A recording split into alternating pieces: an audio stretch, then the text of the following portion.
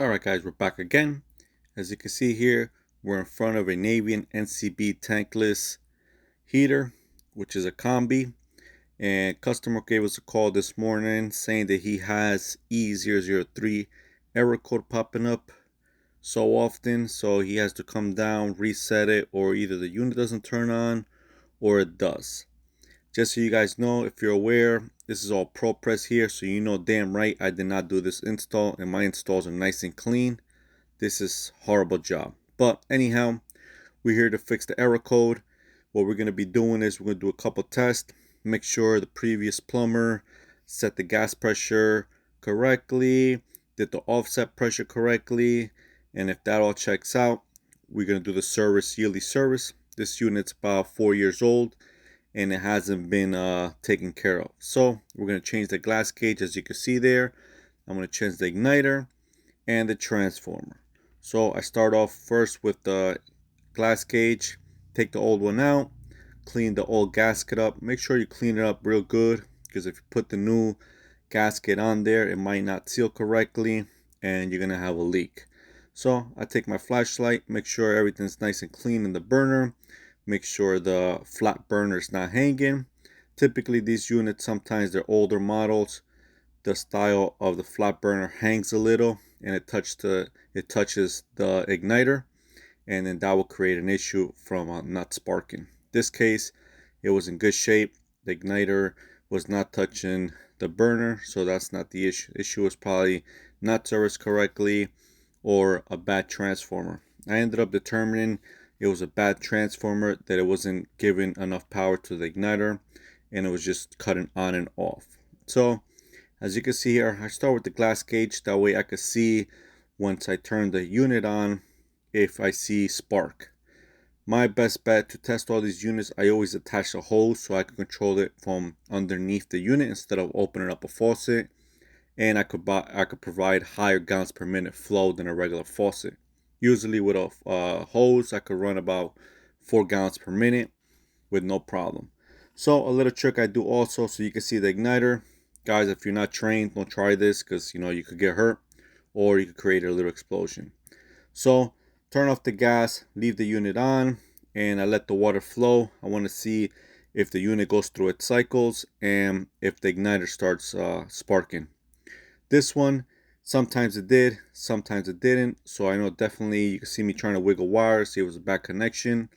But like I said, I determined there was a bad transformer. So once I determined it was that, I took everything apart, and I had parts on my truck. Again, we're Navien certified and we carry every part in stock. We have kits for every single unit, and a customer calls us saying there's an issue, we have parts in our shop and we could go out there right away and change everything out for you. So like I said here, we start changing the igniter out, and I clean the surface. Make sure the surface is nice and clean, and before you put the new igniter in there, because the gasket won't seal correctly. Also, a lot of guys bash these Navy units, but I've been using these for about 10 years, if not more, and nothing but good things to say about them. As long as they're installed correctly, you service them correctly, and you know what you're doing, these units last a long time. And also, warranty wise with them, if you're Navien certified and the install is done correctly, no questions asked, they send parts out for free with no problem. So anyhow, we keep on moving along, and I determined, like I said, it was the transformer, so I got one from the truck and I started changing this out. Transformer is real easy to change out. It's 2 screws, a little pigtail you disconnect, and you pop the new one in. Same way you took it out, you put the new one in. Again, guys, if you're not trained, you don't know what you're doing, you could mess up the unit, and obviously Navien's not going to certify the warranty since a homeowner did it. First of all, they won't even send parts out to you, but if you do go online and buy parts, just be careful and install them. Sometimes it's cheaper in the long run to call a professional and have it done. Yes, it's easy work, but you're paying for knowledge. You're not paying for labor. You're paying for the knowledge. So as you can see here, I got the new igniter in and the new transfer, and I do transformer, and I do the same test. I take the new igniter out, make sure when I turn the hose on and I flow good gallons per minute, the igniter turns on right away. And like I suspected, right away it just starts sparking with no issue. So once that's all tidied up, I go a little further on and I test, like I said, static pressure first.